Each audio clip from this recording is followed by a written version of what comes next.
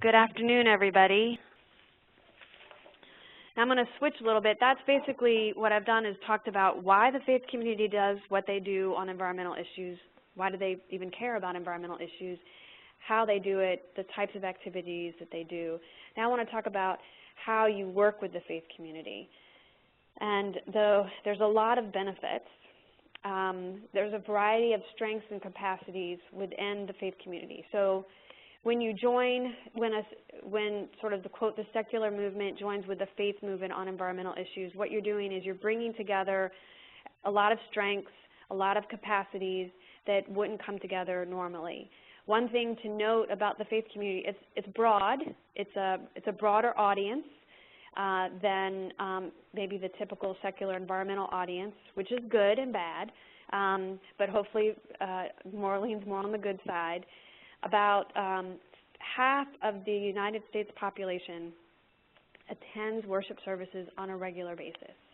So you're talking about a very large swath of U.S. life. There are 400,000 communities of faith, congregations, in the United States. That's a lot of congregations. Average size is about 175, but that's average. There are mega churches that are thousands and thousands and thousands of people that get together, and then there are smaller rural churches that might have 25. So you've got a broad, big audience. So you're broadening your ability to reach people. You're deepening your ability.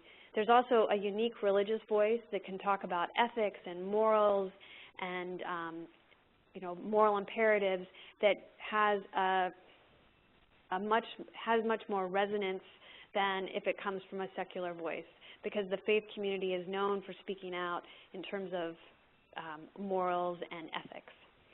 The other thing that a benefit of coupling with the faith community and working with the faith community is that they have a very strong foothold in working on social justice issues.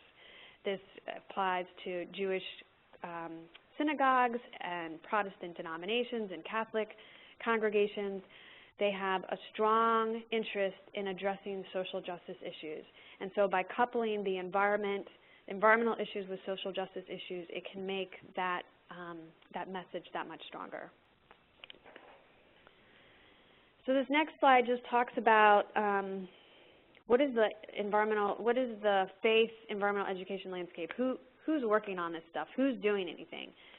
The faith community has been working on, the modern faith community has been working on environmental issues for some of them 30 years, as institutions 20 years, so a long time. They're not new to the game.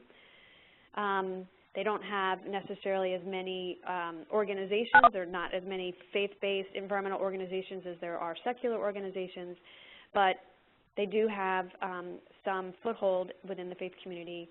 And so I've listed some of these. So there's national denominations. There's Jewish and Catholic and Protestant. There's evangelical. These are all just examples.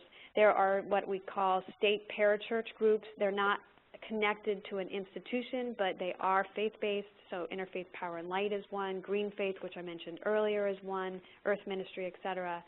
There are also state interfaith and ecumenical agencies as well. And these are groups that have local or state expressions of a national denomination that will get together at a state level. It could be also interfaith, or ecumenical would be not interfaith. There's colleges and universities that are working on this. These are faith-based colleges and universities. There are camp and conference centers like Teva. There's also local congregations, obviously, that are doing a lot of great work. So that there's both national, regional, and local entities working on these environmental issues from a faith-based perspective. So things to think about when you're connecting, and this is probably true for any type of partnership you're going to do outside of your particular organization or entity or constituency. But these are things to think about. Language, very important. And sometimes the faith community might talk about creation, and someone not from the faith community might talk about environment. Well, they're talking about the same thing. They're using different language. Sometimes in the past when I've talked to folks, they get a little uncomfortable with the difference in language. And so what I always ask people to do is just think of it as a different way to express something. There might be an underlying idea behind it that you might not agree with. You know, there might be the whole creation versus evolution thing. But my suggestion is always that that's not really something that you need to delve into. Just recognize that they're going to use people from the faith community might use different words. They might have words that resonate really strongly that wouldn't resonate strongly in another particular constituency. So language is important. Respect is key. Folks know when you respect them and they know when you don't. And it's important to remember that the faith community is a partner, not a constituency, someone to work with, not to work for you. The third thing that I always tell folks is marry missions. Whenever you can find commonality in terms of, okay, these are my goals and these are your goals, how can we marry these two things to make it beneficial to both entities, that's where you get sort of that win-win, everybody's in and everyone is in whole hog. That's when you get some really great work coming out, when you're able to marry missions. And again, partners, not constituencies. Faith-based organizations, faith-based leaders, faith-based activists want to know that they're partners with you, that they're not going to, you're just not asking them to do something. And it's helpful whenever you can in a partnership that everyone has pre-communication and they know, okay, here are our goals, here are how we're going to work together, here are things that we can do together, instead of calling someone up at the last minute and saying, hey, can you sign on to this, or hey, would you be willing to let me lead something in your worship service next Sunday? Which gets me to the long-term relationships. The faith community has been around since the beginning of time, practically, is what they like to always say. So they're going to think of relationships in terms of long-term relationships. And this is not untrue for most communities. So you want to look at how you can work with the faith community from a long-term perspective, not just a short-term gain. Time constraints.